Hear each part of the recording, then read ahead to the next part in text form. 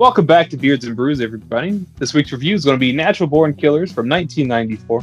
Now, I think this is the first time we've done an Oliver Stone movie, and this fella likes to split right down the middle, either love him or hate him. I don't know that I've seen any other Oliver Stone movies aside from this one, and honestly, for a long time, I just assumed this was like Robert Rodriguez. Nah, man, this movie has wannabe Tarantino all over it. Well, Tarantino wrote it. Yeah. It's based on a story by Quentin. He tried to write that movie and produce it himself, but nobody ever wanted to buy it for like $500,000. So he just sold it to somebody, and then Oliver Stone picked it up. Well, there you go. So it's No wonder so it's got weird. QT written all over it. Yeah, but it feels so weird. Like Oliver Stone is like trying to make a Tarantino movie. That's what I kind of got hints of or whiffs of through this whole thing. I personally enjoyed the hell out of it. Well, that wasn't. Well, I mean, it wasn't a bad thing. That wasn't like a critique. I'm just saying, like, style-wise, I'm just like, wait a minute. That's what I'm saying. Like, his interpretation of what he thought should be going on is beautiful.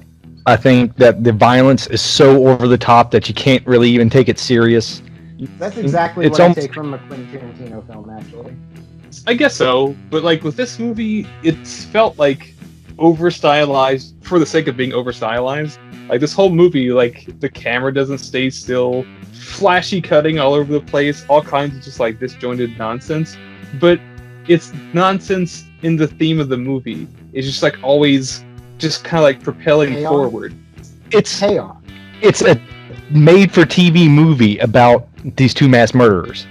Yeah. So they're just pumping it up to 11. It's like, oh, well, you know, the real story is they went to a fucking diner and then killed everybody and left. Well, that's not too interesting, but if we add all this juice to it, then it's super fun. You know what kind of juice I like? Key lime juice. Or key lime It's an acquired beast. Yeah. Man, the movie went out of its way to make it all, like, weird and just gooey. I mean, yeah, it's like green jello? Yeah. It almost reminds me of that, like, plate of nachos that Kurt Russell had in Death Proof. Overly sloppy for no reason. Just gross. I mean, it's 1994. It reminds me a lot of like an alternative rock music video from 1994, like that Soundgarden Black Hole Sun, Beck, Loser. Yeah, those kind of videos. It reminds me a lot of that. Oh, I gotta feel like Oliver Stone just like flipping through the channels, sees MTV, is like, huh, I could fucking do that. Yeah, it's almost like an episode of Beavis and Butthead. Oh, yeah. You can kind of even find like a hint of that, I guess. I don't know. In the little cartoon bits they splice in, remind me of like Aeon Flux, but you know, with these two superhero characters that are Mickey and Mallory. Yeah, but this is a way better movie than that. Oh yeah, dude. I fucking loved the Aeon Flux cartoon on MTV, and then when the movie came out, I was like, this is stupid. Dude, man, that came out at the same time as Ultraviolet, and just yikes. Yikes to both of those. Ultraviolet was the Mila Jovovich one, right? Yeah. Yeah, I didn't see any of that. It's okay, as long as you saw this movie. I did see this movie. I watched it last night, actually. So, fresh in my brain hole. There you go. There we go. Speaking of brain holes, we got two of them strong in this movie. We got Woody Harrelson, Juliette Lewis. They play Mickey and Mallory, respectively. And man, it is amazing how much Juliette Lewis can swing from like a 4 to a 9 so quickly, and then right back again the other direction. Kidding. Like sometimes you're like, oh man, she's pretty hot, and then you see her the next thing you go, eh. Yeah. And then it's like, oh, it's pretty hot, and then she's back again. You go, eh. Yeah. Like, wasn't she From Dusk Till Dawn? Yeah, yes. Yeah, I'm just thinking like, man, this is the same person, and she made that after this movie. It's like shit. It's pretty wild. But, you know, we're talking about Juliette Lewis, Woody Harrelson, part of an ensemble cast. You got Tommy Lee Jones in there, Tom Sizemore, Robert Downey Jr. Yeah, Wayne Gale. Like the first time I saw him, I was like, that guy kind of looks like Robert Downey Jr. No, that guy's Australian. That's not Robert Downey. Holy fuck, that's Robert Downey Dude, Jr. His Australian accent is perfect. Like, way too good. It's almost like he's dubbed the whole movie. Like, that's not him. That's Iron Man. It's like Australian surfer guy, too. It's not even like Australian news guy. It's Australian surfer guy. He's almost Kiwi. No. I thought you said he's almost Keanu, like, ugh, we gotta get Mickey and Mallory. We're gonna surf the jail, bro. It's the man himself. Mickey. He shaved his head again. Dude, man, we'll get to that part, but like his look after he shaves his like eyebrows and hair, fuck, crazy guy. Fuck yeah. This movie picks up in a diner scene where we're introduced to Mickey and Mallory, Woody Harrelson, Juliette Lewis, and they're just sitting down to have some pie. And it's a really surreal fucking scene that's cutting from color to black and white. And there's a lot of just tone set into this entire movie that you can't rightly place sometimes because it'll feel serious. Like there's a message, and then all of a sudden it just takes the fuck off into obscurity. I have to like go on a point that Chandler made earlier. Like every time I started to back up, I hated it, but then like I started to like it more and more. It's almost like you take a drink of something, it's like ugh, and you do it again, you're like okay. Chandler said like there's a lot of there's like a lot of chaos, and I think that might be like one of the central themes besides like mass media pollution and stuff. Yeah, I was really amused by the fact that you said it. It's like something you take a drink, you're like that's gross. It's like one of the beers we review. You're like, ugh, I don't really like that, but it's getting me drunk. Let me keep going. Yeah. Like I was like, at first I'm just like, why? Then I'm like, okay, why not? Why? ... Am I so entertained? Yeah. But anyhow, yeah, they're just like having a time. Woody Harrelson, Mickey, he's just having some pie, and Mallory's just over there dancing to the jukebox. And then we're just introduced to these two fucking pieces of horse shit. Like, they give no fucking inkling that they're anything but just like pieces of garbage. Completely agree. The first thing that comes in, he goes, Jesus Christ, the hell is that? And the other guy's, that's a bitch out of hell, son. Take a run at her. Yeah. And he starts like running up and like humping with his beer can or his beer bottle like with his dick. I'm like, yeah, he's like, ugh. So fucking vulgar. Yeah, like one of them pulls up beside Woody Harrelson, and I don't know why he thinks this is appropriate. He's just like, well, that's a fine piece of ass or whatever. It was like, yeah, I don't care what her name is. I call her pussy. Oh my god, I fucking had a gut laugh after that. That's the dumbest shit I've ever heard. For real. And then you get one of those, like, this happens throughout the film to show that, Mickey and Mallory are trying, because they allude to this a few times throughout the film, that they're trying to be better people because love beats this demon that's in them, causing them to kill. But he's sitting there calmly trying to eat his pie, and then it has like this flash of him just covered in blood, screaming in fire, and then it's like right back to him just chewing his pie because he's about to lose his shit. Like, well, shit, I was trying not to kill nobody today. And he basically just turns to the guys like, all right, another mulligan, and just fucking tears the place apart. It's another day. Well, fucking, he's just chilling, and then Mallory starts fist fighting this dude, and she looks like she weighs about $1, soaking wet. Yeah, and I kind of think this guy's into it a little bit. At first, yeah, like he's like, okay, cool, this is like some rough foreplay, and then she starts, axe kicking him like Booker T and just fucking him up.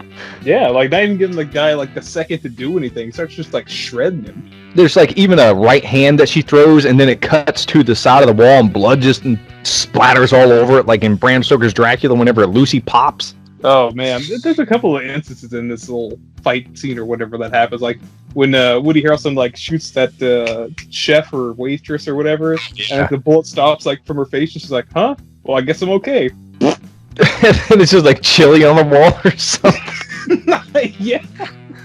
Like everything just turns to shit. Everybody gets their shit pushed in. Even the poor guy who's just like standing outside next to the truck, who probably didn't have anything to do with the situation.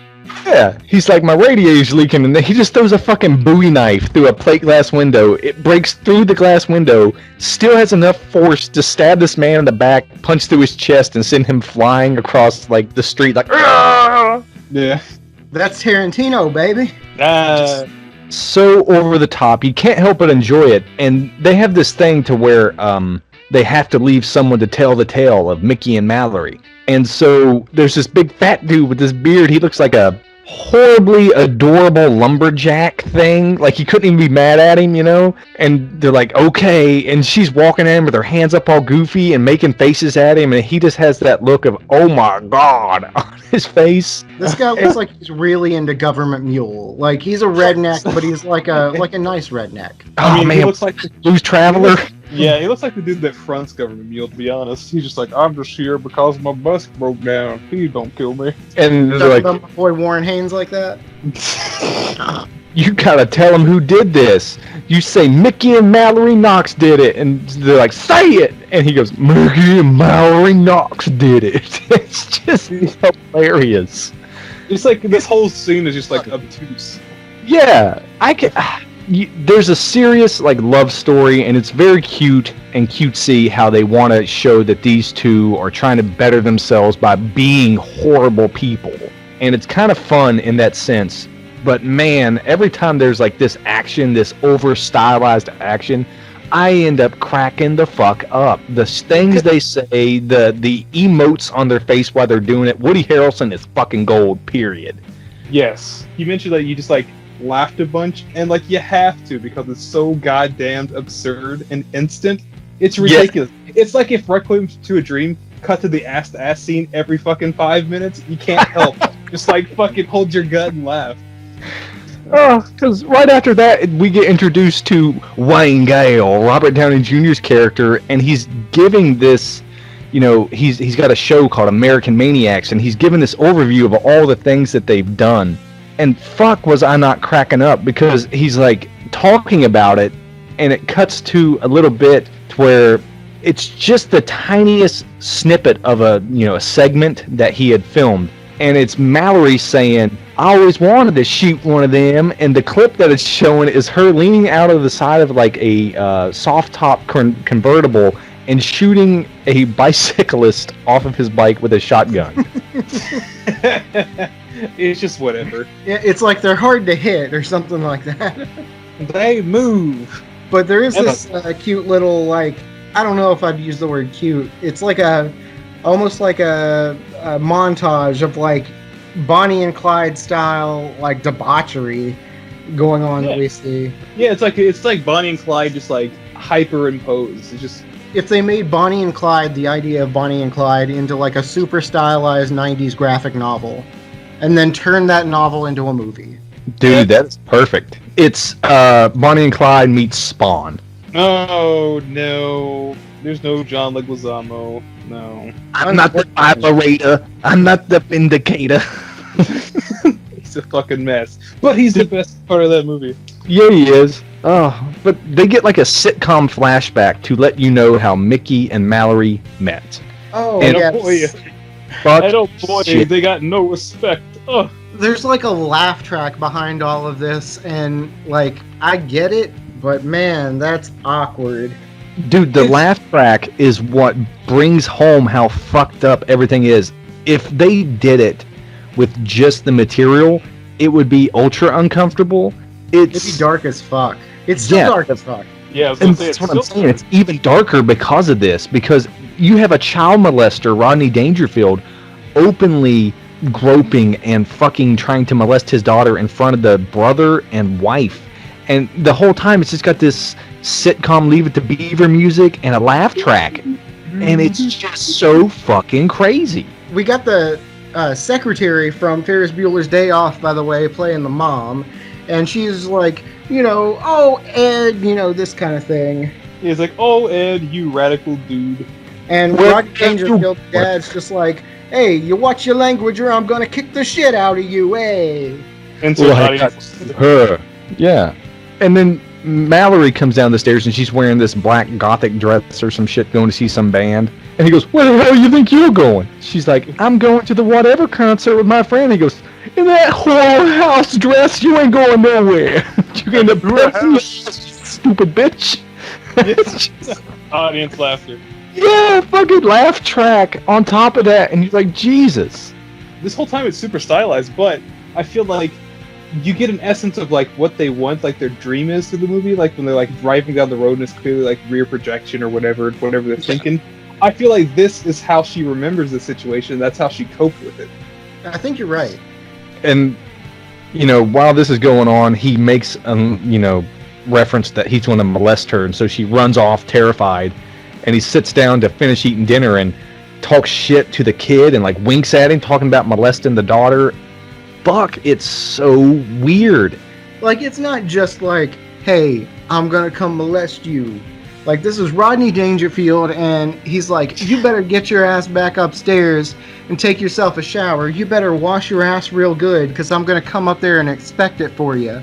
Oh, Christ. Yeah. Let's see how cool. Yeah. And it's zooming in on his big. It's so gross because it has that like little bit of mustard on the corner of his lip and everything. He's got those bug-ass eyes. It's like, Rodney Dangerfield makes the best uncomfortable, creepy child molester dad in his little fucking wife beater, his greasy skin, his one-button boxer brief underwear. So weird. It's disgusting, and that's how I know it's good. And then the doorbell rings. The mother answers, and it's Woody Harrelson. He is the local meat man. I bet he is. I mean, he just walks in with like a 50-pound bag of meat. Yeah. What's that? It's beef, lady. 50 pounds of beef. And he seems kind of like proud of it. He's like, ma'am, I got a lot of fucking meat in this bag. Well, I love that whenever they open the door, the audience cheers, they clap, he nods, in acknowledgement that the audience is cheering just like he would on Cheers. Yeah. Oh, yeah, I forgot he was on Cheers. Da-da-da-da-da-da. And then Mallory comes downstairs and they have this exchange, and he brings up fate. It's fate that they met. It's fate that, this opportunity has been given to them. He's like, you want to go a ride? Go for a ride? Talk about it? So she comes down the stairs, and they steal Ed's car, the father, and they drive off. And then Ed has the best fucking line. He goes, that meat man cocksucker, I broke her in and he grabbed her. Tell him to fix his ass. Call the cops. And it's just only Rodney Dangerfield could deliver like that, though. Yes. He's just so fucking just... Like, I think we need to stress that this is Rodney Dangerfield, because I feel like all of us are doing more of like an Andrew Dice Clay impression, and that's not the same thing. What's in the box, bitch? I mean, I'm doing it too, but that's all I got. Hey, I get no respect. We then cut to Mickey being locked up in jail, and Mallory there to give him a visit, and he's, groping at her, really wanting it, and she's basically telling him that Rodney Dangerfield character won't stop fucking touching her. He's like, well, don't worry, baby, because one of these nights soon, I'll be coming for you. Cut to him working out in the fields, in the desert, around horses for whatever reason, and a super fucking stylized tornado whips up. Everyone's running. He sees that it's his chance to break loose. It's so fucking just wild and just ridiculous. Like, almost supernatural how that happens. Oh, yeah. Like, he gets on his, like, Stallion of the Cimarron, turns into Pecos Bill, and just, like, rides into the Twister and escapes. Exactly. And boy, oh boy, if we aren't in for a treat. Because he arrives back at Mallory's house and kicks the front door in while, Rodney Dangerfield's character is watching Tatanka fight what appears to be Joe Exotic on... I wasn't sure who the opponent was, but I knew that was definitely Tatanka. Oh, yeah. And Rodney Dangerfield like, kill him! Kill the fucking Indian! It's so... He's such a scumbag. Yeah. And then the door kicks in, and there's Mickey standing there with the tire iron. He's like, hey, Jack, Mickey's back. He's like, you fucking meat man cocksucker. And he just bangs him in the tire iron. Oh, man, we need to make that a thing. Yeah, the meat man cocksucker is the best. Just have Rodney Dangerfield's big eyes. You meat man cocksucker. It's like two things. One, Rodney, but also two, Carl from Aqua Teen. Hey, yo, meat man cocksucker. I'll let you know if I ever need 50 pounds of stew for my daughter to sit in, so I can see how clean she is. But like, they fuck up Rodney. They like smash him in the face and drown him in like the little fish tank or whatever. Yeah, he gets drowned in the aquarium. And then I guess like his Mallory's mom had cancer or whatever. She's in the bed just like chilling, and then they just go in and just light her ass on fire. Cover her in lighter fluid and set her ablaze. Like okay, I realize that she didn't do anything to like stop him, but I mean, did she really deserve that? I mean, maybe. Yeah, it's almost like being an enabler. Just like, you didn't fire the shot, but you handed him the gun, that kind of thing. Yeah.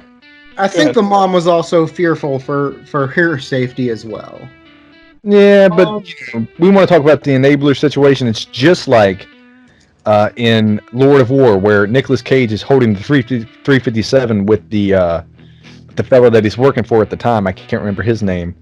The guy we all liked. Yeah, the Warlord character. Dictator dude, yeah. Yes.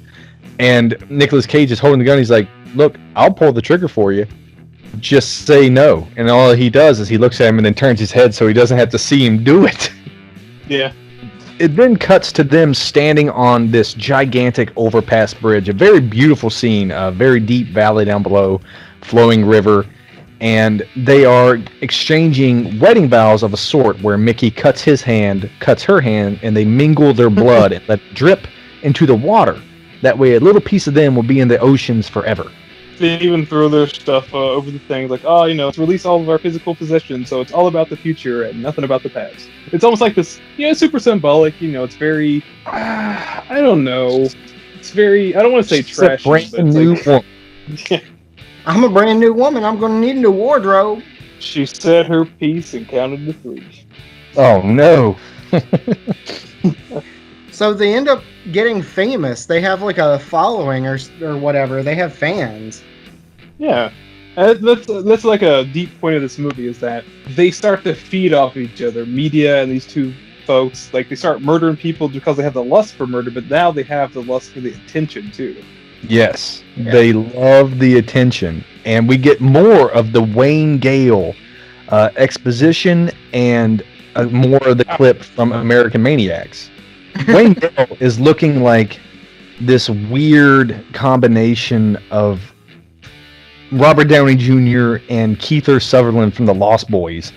Oh, the haircut, dude. The show about the pompadour. And he kind of like, who was that, Geraldo? He's like, I saw the shit go down at Grenada. Just going crazy. I have no fucking clue where that came from. Like, where was he trying to go with that? Like, he's trying to connect with Woody Harrelson. Clearly, a fucking sociopath murders. Like, I was in Grenada. I saw a murder too. Talking to a guy who blew a guy's head off with a shotgun. Yeah. He's like, here I am standing on Highway 666 where Mickey and Mallory had left a trail of murder and despair. And it cuts to this cop going, and there was Mike coming out of the shop. And then it cuts to him real close crying, with my bear claw. Just... This movie just has those little injections of just fucking absurdity, but deep down inside, if like that was on the news and these like podunk people had a chance to speak, that's exactly what the fuck they would say. Yeah. We get to learn a little bit more about them every time, and it's quite often that these little exposés from American Maniacs show up. It's a great way to learn about what they're doing in the background. They've had, they're driving, they're explaining how much they love each other, and Mickey keeps talking about getting a hostage, but the only hostages he's picking out are these women. And you can already kind of put together that she's feeling insecure. They've been on the road for a while. They've been killing people. This is all adrenaline and lust. And like after a while, you need to have something extra to satiate your murder boners. Yeah, so he wants to get a hostage. And she's like, look, we don't need a fucking hostage. And so eventually, I guess he talks her into it. And they get a hostage. And they're sitting in the hotel trying to just, relax. And they start messing around. And she notices that Mickey is looking at something. And for the first time, we get to see that they did get a hostage. A very supple young woman who is now tied up in the corner in her underwear, bound and gagged. And Mickey makes a joke that maybe we should just throw her in the mix. And Mallory gets mad and says, little fucking Mickey, always trying to be so pretty. Fuck you, Mickey. And it shows a flashback, which is the first one for him, of his childhood, showing that he too had a very... disgruntled, very hard childhood of, his mother abusing him. Yeah. A very fucked up childhood of his mother beating him and, him having to see her with multiple men and that type of thing. Yeah, and like we find out later on too, like his dad even like walked him out to a field just so he could blow his own brains out. Yeah, in front of him. Hey, sport, you want to go hunting? It's me. So she's like, why you keep looking at her? I'm going for a drive. Why don't you just fuck her instead? He just fucking does. Well, she goes out and gets some Murder Strange too. Yeah, she goes to like a gas station and starts seducing this little like gas station boy. I wanted to see if you guys caught on to this. Mickey was looking at the girl in the corner as just this thing to have sex with. Extra lust. Mallory was still envisioning Mickey whenever she wanted to have sex with this other man. She still wanted Mickey, but was mad at him, so she was projecting. That's why whenever she looked at the little gas station attendant, he was Mickey over there just being overly sexualized. But it doesn't last very long though, because like she has like some like crazy like flash or whatever. Back to like when like her dad was just like fucking with her and stuff, and just winds up killing the dude. Well, That's the worst fucking head I ever got in my life. Next time, don't believe her. After she shot him 4 times. Yeah, in the middle of it, he figures out who she is. It's like, hey, you're Mallory Knox. And she's like, so what? I'm going to shoot you. You know. And this is where we get introduced to our good friend Scagnetti, Tom Sizemore. Yeah, I wasn't really sure who this guy was to begin with. I guess he's like a forensic detective guy because he pulls a pube out of this kid's mouth.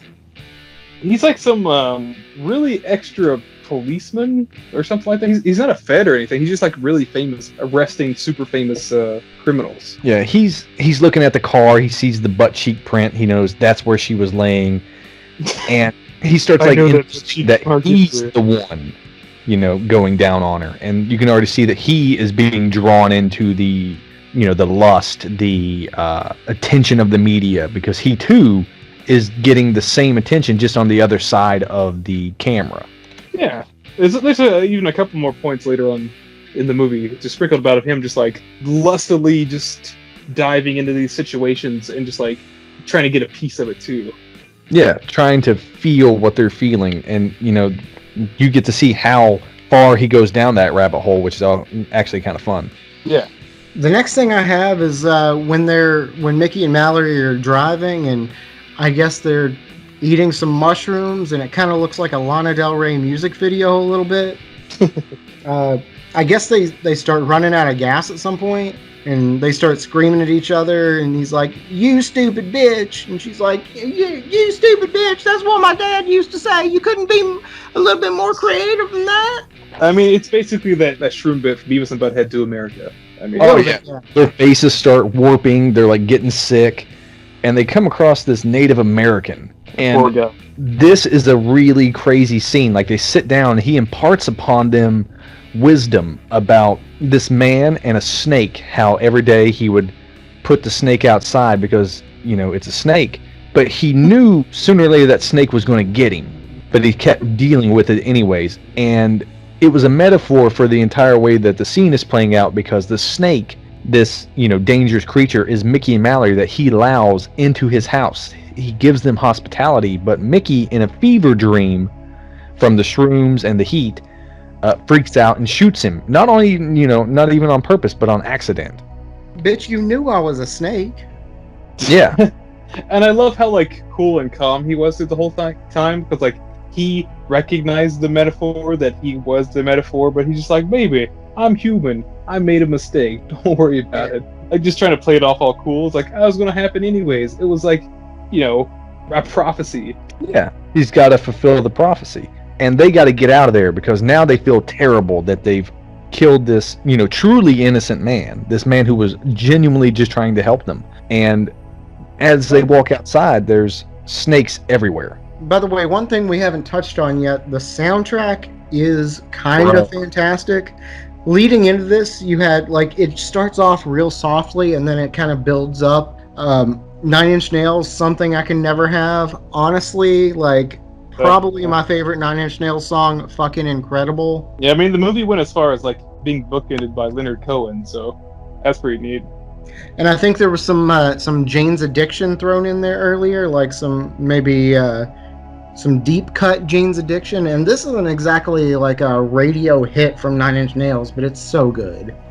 There's all sorts of phenomenal music. There's 9 Inch Nails tossed in, like you said, with the Leonard Cohen, I'm sorry.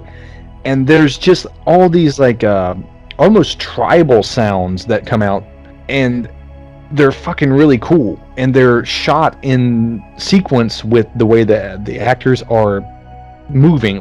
Juliette Lewis is doing this weird vibrational shaking thing and blowing out cigarette smoke that is now going in reverse to this weird tribal drum and weird, I don't know.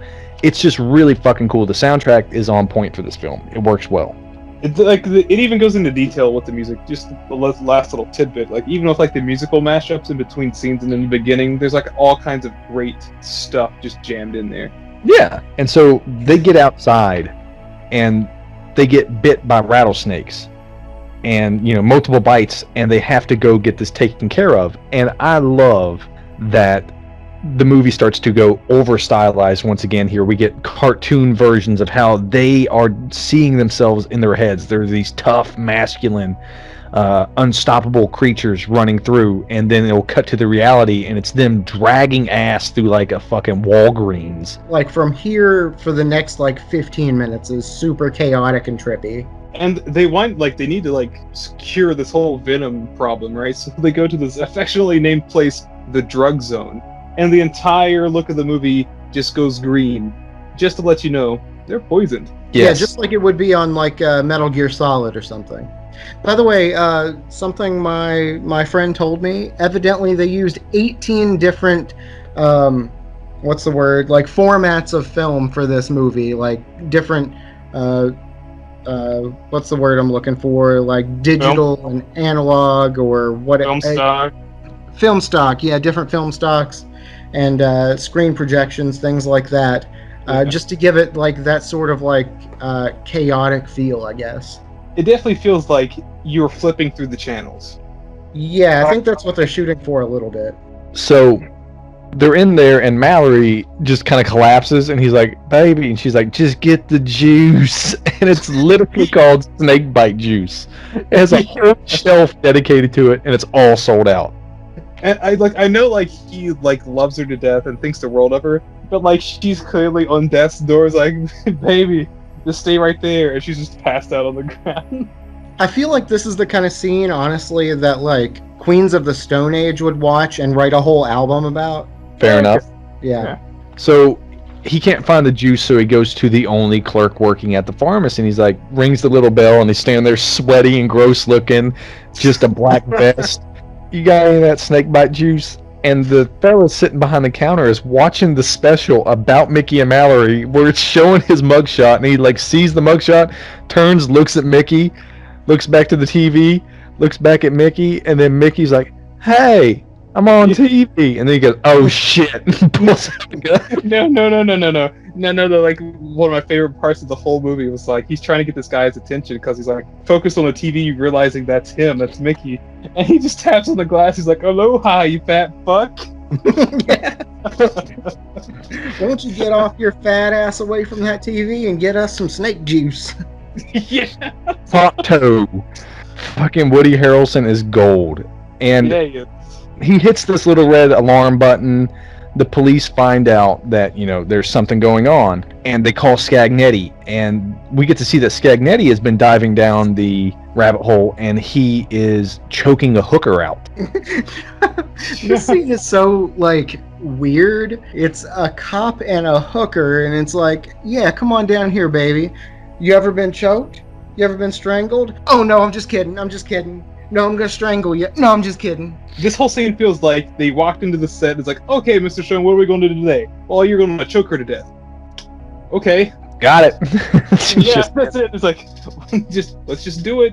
All right. Because whoever this unknown actress is, she does a great job looking like she's not sure what's going on. Every time she's like, "Is this supposed to happen in the scene? Am I supposed to be getting choked right now?"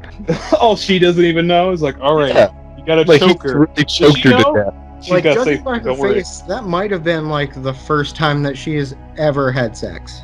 I don't know. Seemed pretty young. I don't know. Yeah. Well, he shows up, and there's this big, massive shootout between Mickey and the police. Mallory tries to stumble outside, and Scagnetti gets a hold of her, and he's like, "Come on out here, I'm gonna cut her titty off," and he starts cutting her, and he's like, "Don't you hurt her." Yeah, what the fuck is that? The whole fucking exchange right here is just fucking hilarious. Like, he's like, "You come out here, I'm gonna cut her tits off." He's like, "Don't worry, baby, we'll get you some of them silicone titties."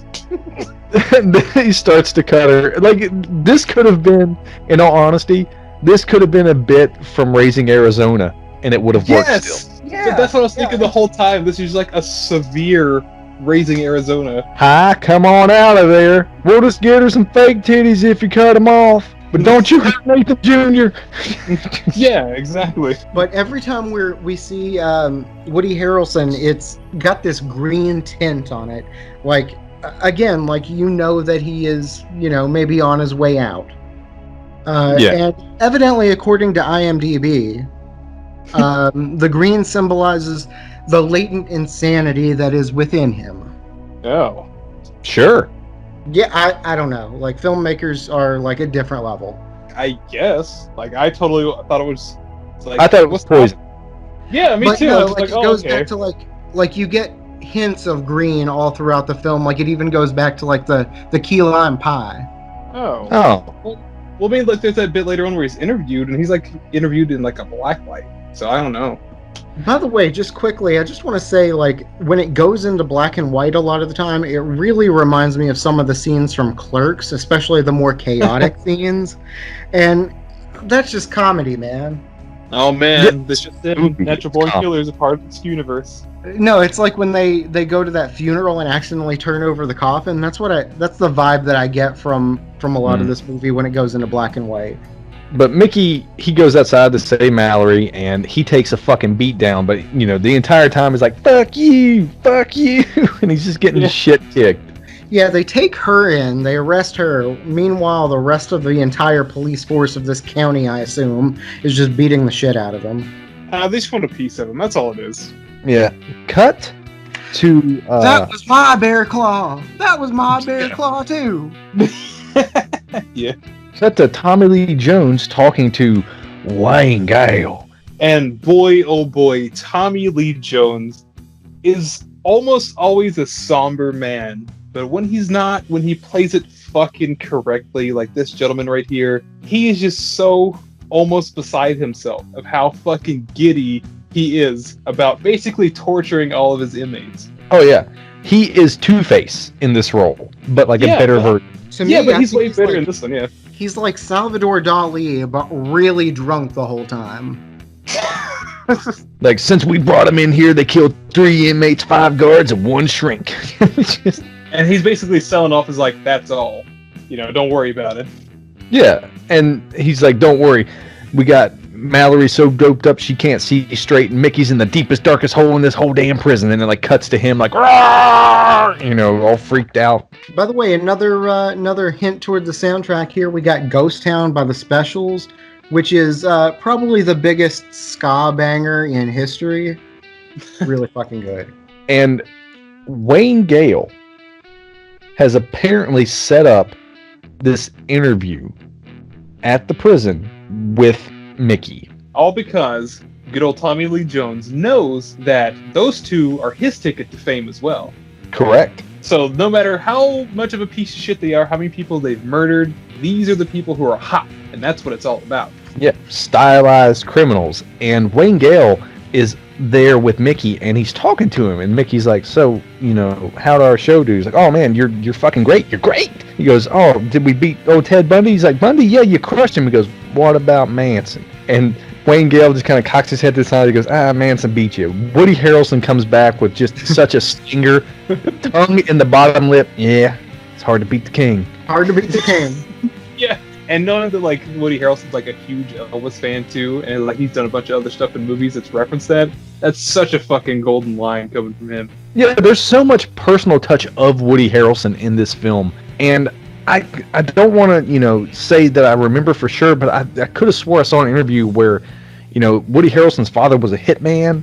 Yes. And and was killed, and Woody Harrelson grew up with that, and so I feel like a lot of this character gets to just be like that maybe psychosis that he's able to release, because he does this beyond beautifully. Yeah, I thought about that, especially towards the end of this movie, to where like I'm really glad regular Woody Harrelson is just like a stoned, chill dude, because this Woody Harrelson is someone you don't want to fuck with. Yes. Oh, for real, yeah. Like Woody Harrelson, even in his older age nowadays, might not beat you in a fist fight, but deep down he is this guy, and he would come do something horrid if it was an option. But thankfully he just smokes weed and plays bongos naked with Matt McConaughey, so good on him. That sounds like a good life to me, honestly. Hell yeah. The next thing I have in my notes is that Tommy Lee Jones looks like Unknown Henson now. Why is it so good? Oh, I feel like as that little bit goes on, his pompadour just gets more and more wild. yeah. And so we get like this build up from all three of the characters. You get to see Woody talking to Scagnetti, and they're bringing him in to make sure everything goes perfect. And you get to see Wayne Gale talking to his producers, to his writers about how good this show is going to be. And Woody Harrelson is shaving his head and putting on these clothes and trying to really jazz himself up because he's a fucking star and he knows it. So it's more of a interview for a celebrity than it is a criminal. And he's even treating it as, even the inmates are excited about this. Yeah, and for a minute, this movie becomes a little bit less about Mickey and Mallory, and we really see like Tommy Lee Jones and Robert Downey Jr. and Scagnetti, like their dynamic is a little bit more like the most upfront thing about it for a little while, about 15 minutes of this film. Yeah, it's almost like they're trying to like squeeze the situation on their own, like they have it contained. It turns out to be more of like a bottleneck that's about to explode. Oh yeah, just he was worried that this would cause something, and he was right, but he didn't know to what scale. So they start the interview, and Wayne Gale, Robert Downey Jr., is doing such an amazing job as this dirtbag reporter. Yeah. And Woody Harrelson is doing such an amazing job of being this fucking star. He is just the most calm, cool. All he is missing are those red circle glasses, and he's just Lennon. He's just, John Lennon, not, the other Lennon. But he's just selling everyone on his view of the world. He's like, innocent? Who's truly innocent, This is just nature. What you call murder, or for me, what you call murder, for you just call it industry. He goes, so what's the difference? And he starts making these amazing parallels between, life, death, the futility of things, good, evil, innocence, light, dark. There's a lot of really good stuff in there. And in the meantime, there's all this boiler stuff that it keeps cutting to, showing that as he's making this poignant speech, he's grabbing the attention of the home audience. Prison, everyone's getting into it and they're agreeing. And he's like, hell, I'm just a natural born killer. And it's fucking golden. And that's enough to make Wayne Gale go, that's it. That's my fucking ticket. We're done. We're stars. Did you get that? You better have fucking got that. Tommy Lee Jones knows that he's getting that free ticket now. And then the prisoners, they feel his words so much. They're like, goddamn right, we're natural born killers. Let's fucking go. And they start to riot. Yeah, like one line that you kind of skipped over a little bit that I thought was kind of important was the wolf don't know why it's a wolf. The deer don't know why it's a deer. But yeah, that's what they are. Well, I'm just glad that he was cool, calm, and collected, because the entire time Robert Downey Jr. was just like yelling some fucking dog shit at him. Oh, dude, yeah, he's grilling him. He's just sitting there with a smile like, hey, man, it's cool. Yeah, I'm just a natural born killer. Okay? Case closed. But he does, like, toward the end of the interview a little bit, you do hear Woody Harrelson sort of go off into some, like, weird, like, I don't know if this guy is, like, a genius fucking Buddhist murderer or is he just crazy. Like, he starts talking about running with the rabbit with bloody fangs and wearing a Christmas hat, running through the forest, and death becomes you. And like, I don't know what he's talking about. Is he just crazy? He might just be crazy. He's about to just drop his fucking fire album. That's what. Yeah, and that's me. I'm Mr. Rabbit. I'm just eating all the other animals. I don't know why. It's just what I do. And he's like, well, why do you do it? Why do you do it, Mickey? Well, hell, man, I'm just a natural born killer. He said the thing. It's not, hand-fisted. It doesn't feel forced. When it comes out, you go, fuck yes. It's flawless. I fucking love, this is my favorite Woody Harrelson movie, just because he seems so perfect in this role. I never feel like at once, you know how like when you see Seth Rogen in your film, it's like, oh, that's Seth Rogen just being Seth Rogen. I feel like this is Woody Harrelson just being Woody Harrelson. Well, that's kind of terrifying. Yeah, it's like what I brought up earlier. Like, I don't want to meet this Woody Harrelson. I want to meet, like, Stone drumming with fucking Matt McConaughey, Woody Harrelson. But he says that he's got the demon inside of him, and, you know, it's in his blood. His daddy had it, and his daddy's daddy had it, and the only thing that kills a demon is love, and that Mallory was his salvation. Now that's definitely coming from the real shit. Yeah. Like the demons inside, like the daddy had it and daddy's had it. Dude, that's totally out of his fucking bloodline. And he's like, it's just like your shadow, man. You can't get rid of your shadow. Only love can kill the demon. And he gets up and does that like little eagle pose or whatever. And he's just like flapping, and you get to see the shadow. Everyone's so fucking into it. He is captivating. So, yeah, you get like a little cut of Scagnetti, who is now going to her prison cell because, you know, he's infatuated with her. And he immediately starts just becoming this gross, disgusting human being. He's like, don't worry about it, guards. You can go away. She ain't going to hurt me. She wants this deal. And it's like this whole, you know, round circle thing. Like, he's becoming what he's hunted. Yeah. He's went too far down the rabbit hole. He is just a giant scumbag. And so the whole time that he's talking to her, he's like, when's the last time you got fucked? And the whole time I'm like, hashtag don't put your dick in there. Yeah. I mean... Come on, don't put it in crazy. You wind up fucking murdered. But, and she's just going to turn into a creature on top of you. You have to toss her in the fire and then watch her spirit fly out of the room. well, like, I didn't know where he was going with this to begin with, because, like, he gives her a cigarette, and he's like, when was the last time you got fucked? And you think it's going to be like, all right, he's just going to do it right there. Then he's like, well, that's never going to happen again. And you, fucko. I'm not really sure where you're going with this. It's his way to take her down, to make her want it more. Since she's never going to get it, he's going to offer. No, you're never going to get it. Trying to offer that natural born blood nut. Oh, no. Speaking of blood nuts, she kind of lures him in. Oh, let's do this. And he's like, here we go. And then she breaks his fucking nose. Hey. Yeah, right after he puts out the cigarette with her bare foot. Which was the turn off for Scagnetti. I thought that was going to be like a moment of like realization, like, oh fuck, maybe I should step away, but he's just like, yeah, you have that smoky foot. Oh, this is a Tarantino movie. Fuck. Yeah. God damn it. Why'd you have to bring it full circle to the feet? Foot circle. Foot circle. So in the meantime, we got ourselves a riot, and Tommy Lee Jones spits out this hell of a line. Well, God almighty shit fire, close it down. Jesus fucking Christ on a rubber crutch. What are we doing around here? Just I feel like this is shit he just had in his pocket. You're gonna wrap it up right now.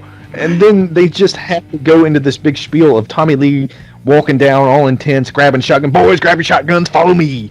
And Mickey's left there with just a few guards, and he starts telling jokes.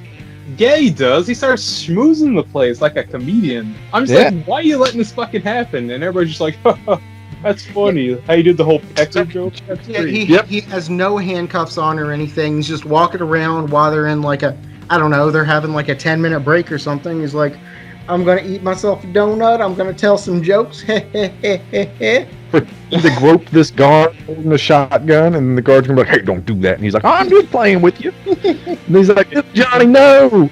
Everyone's laughing. He tosses a donut to one guy, hits another dude, grabs a shotgun, and begins to murder everyone in the room.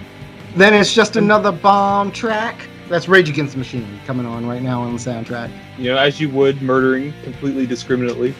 After he lays waste to everybody, well, almost everybody in the room, he grabs up a few hostages, including Wayne Gale. And he's like, take your camera, Wayne, we're going to go save Mallory. And the fucking shit that Robert Downey Jr. starts spouting out as this reporter as they go through the riots with Mickey shooting random people, random guards, just to go find Mallory is incredible. He's like, Batonga in Batongaville. So it all goes down in Batongaville. People will talk about Batongaville. and all the while, like, all the other prisoners are trying to get a hold of him, beat the shit out of him. And Woody Harrelson even saves his life. He's like, "No, he's mine." Several, because he wants the ratings. He needs to be broadcast. He wants to see it, because I forgot to allude to this, or not allude. I forgot to mention this. They're still live. Everything is being broadcast live. He's like, "Coming to you live from Batongaville. Batongaville will stand alone." Just And like the rioters, they just keep escalating, and they have this like shootout or whatever, like at the end of the hallway, and they get to like kind of escape through like the inner walls. That's kind of like helmed by this one prisoner who just goes there so he can have like a moment to himself from time to time. Oh, that's my boy. Yeah, it's like fucking Andy Dufresne or something at this point. Mickey in here. Yeah, meanwhile, like the actual riot is still going on in the rest of the prison. So Mickey and the crew, Wayne Gale, such, make it to Mallory's cell. They bust the door open to see Scagnetti beating the shit out of and macing Mallory. They draw down on one another, Scagnetti and Mickey, and they begin to exchange words and idle threats. And he's like, "I think we got ourselves a bit of a Mexican standoff." Speaking of Mexican standoffs, straight from Los Angeles is Trejo's Cerveza. It's a Mexican craft lager. It's just a Mexican style lager. You know, corn, rice hulls. Otherwise, it's, you know, your basic regular ass lager. Pretty much think about like Corona, but you know, we can't use that word. You got to edit that out. Think of Tecate, but good, you know. I was honestly very excited whenever you sent the picture that you were going to do a Trejo Cerveza. I was like, "Holy shit, that's fucking awesome!" Yeah. Mostly because I like me some Danny Trejo. Yeah, he seems like a really swell fella.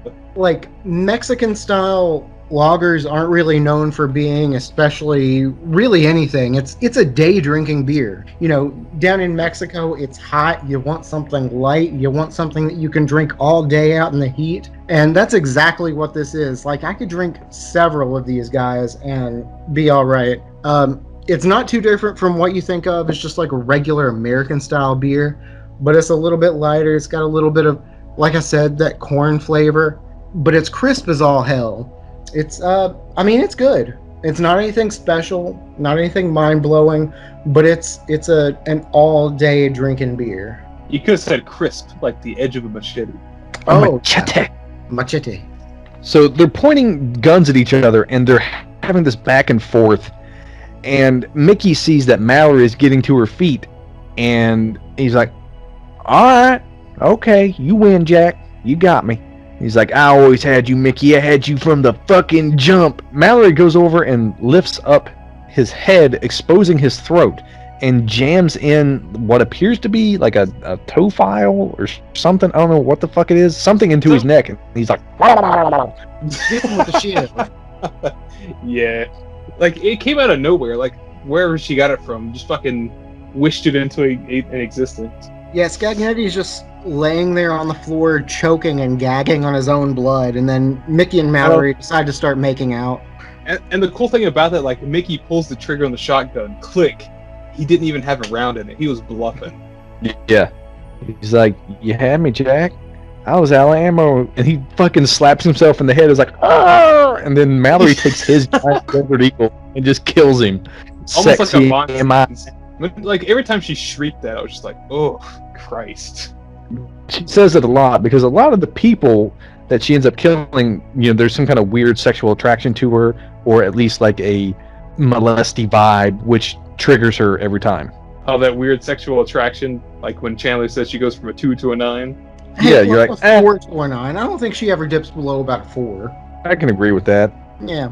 And then murder. She's very, very attractive in this film, and you just be looking at her like, "Damn, you know, I understand." And then the next thing you know, she just looks like a beat ass on the side of the road. But I think that was the thing they were going for.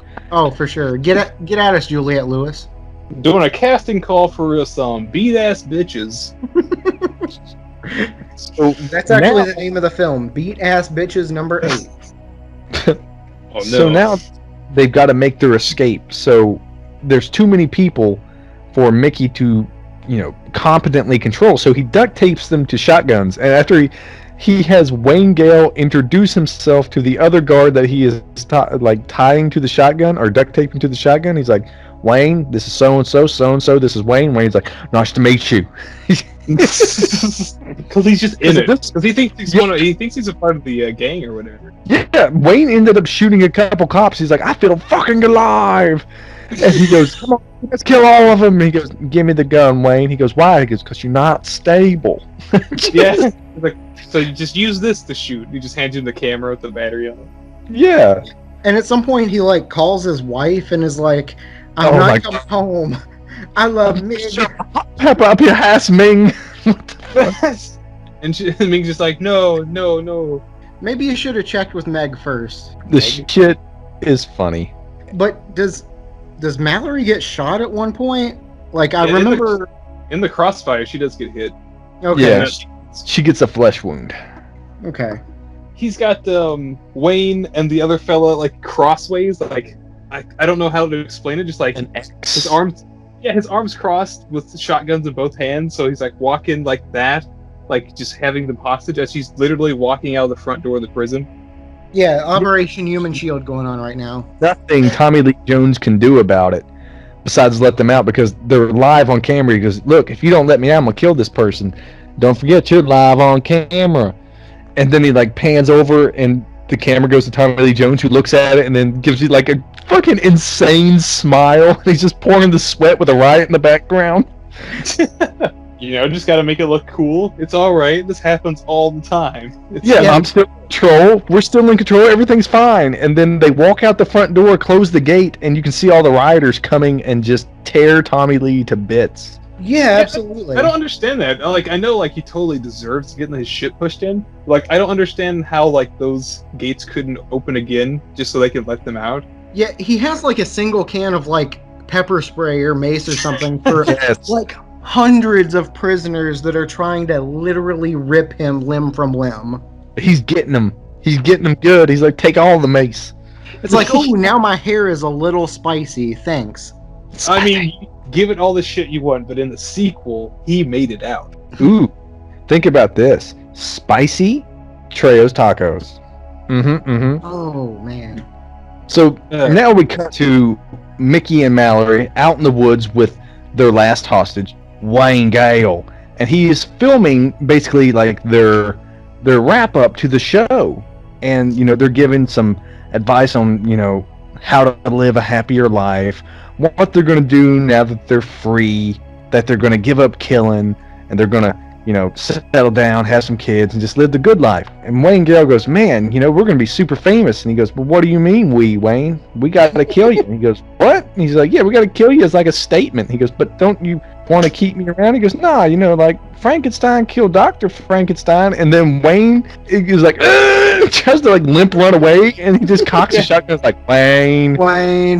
Yeah. No, come on, have man. some dignity. Yeah. I love that bit where Woody Harrelson's like, we have to kill you for the message. Now, I'm not quite sure what that message is. Yeah. It's going to get out there. And so he's just like, but don't you need to leave someone to tell the tale? You always leave someone to tell the tale. And they both in unison go, we are. We got the camera. And then he resigns to his fate. He even does some kind of like, om, or something like that. Arms out, T-pose. And this is a very cool shotgun scene. Like, every time you see in the movie someone get shot with a shotgun, they go flying 30 feet across the room. It's not how it happens. The pellets just pass through. And so as they unload these shotguns into Wayne Gale, he's standing there reacting. Just these big squibs are going off. His shirt's blowing into flaily pieces. He's trying to run. He's distorting because, the demon and all this, their final release of it. And they finally kill him. And she, Mickey pulls Mallory in close. She goes, I'm gonna miss him. That's ad-lib. That has to be. Yeah. As they walk away from the scene, the camera's still running. This has all been live. You see the lady back at the newsroom or whatever it is, the studio, just like asking some dumbass questions like, are you okay? No. His eviscerated body is 5 feet from the camera. He's chilling. He's fine. And then to like nail the media message home, they show all the clips of how, during any type of movement, all they broadcast are like the media sellers, like the looting, the rioting, the verdict, the crime itself, not, the other things going on behind the scenes, how media will sensationalize everything. And it's pretty fitting to the way the world works. I think the message is fairly That's decent. very on point for the current situation in our current times. It's very true. Agreed. It's right on point. Yeah, but we also get another iteration of Nine Inch Nails, Something I Can Never Have, just diddling in the background there. I just like to hang out. Having a good time. And then we see there's a sort of a finale little montage flash of like you get the devil and like flames, and you get like this chaotic mishmash of imagery. Then it also cuts in like what happens to Mickey and Mallory afterwards, and they just they're in a Winnebago with their family that they had started, just driving down the highway all happy. Well, ain't that nice? Bunch of Nathan Juniors running around. Yeah, so like they get their I Love Lucy, Leave It to Beaver life, I guess. And I dreamed further into the future, and I saw Nathan Jr. playing star quarterback. I gotta like piggyback on Chandler, just like happy ending, I guess. I guess, yeah. I guess. For them, it's happy for them. It's not happy for literally anybody else. not for the 52 people killed, no regrets. Not for those damn bear claws. One regret. The Native American guy. He shouldn't have died. Correct. He was teaching love. But he's human, and humans make mistakes. So I guess it's kind of all right anyways. Bitch, you knew I was a snake. So what do you guys think? Personally, I liked it. I feel like I had more fun than I should have, just because of the absurdity of some of the stuff, and also I like Woody Harrelson a lot. Negatives, it's kind of full of itself, but like Woody Harrelson is such a lovable fucking guy. Even though he's a psychopath in this movie, he's just a lot of fun to watch. I think you nailed it. It's full of itself. It's a little over the top, maybe a lot over the top. I enjoyed it. Woody Harrelson does a phenomenal job in his role. Like I'd watch that character all day long. Just Woody being whatever he is. Overall, it's a good movie. It's a good flick. I probably won't watch it for a while, but it's pretty good. I've watched this movie since I was fucking 16, 17. My now wife, this was our couple's movie, which was really weird, but we found that's kind of weird, man. Yeah, it was this weird attraction to Mickey and Mallory.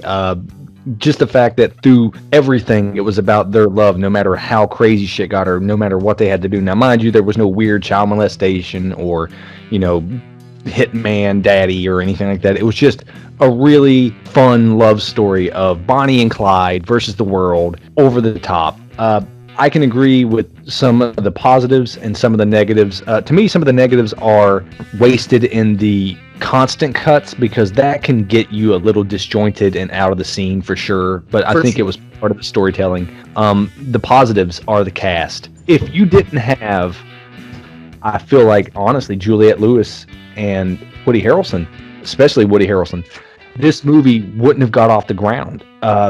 You like this movie because you love the characters. You cannot help but fucking love Mickey. He is lovable. Mallory's okay, but she's more feeding off of his charisma. Woody Harrelson is selling this character, and you're like, shut the fuck up and take my money. Yeah, Woody for sure is the star here, and everybody else is just kind of feeding off him, and that's fine. That's fine. Agreed. There you have it. Natural Born Killers, 1994, by Oliver Stone. If you have any strong thoughts about the podcast or the movie itself, leave them in the comments below. Make sure you hit that like and subscribe button. Be sure to tap that little bell icon down there so you know next time we've got another one of these brewing. Check us out on social media. We got that Instagram, the Twitter, Facebook, Reddit. We got an awesome administrator constantly pumping out new material for you guys. And if you don't check us out, one of these nights soon, we'll be coming for you.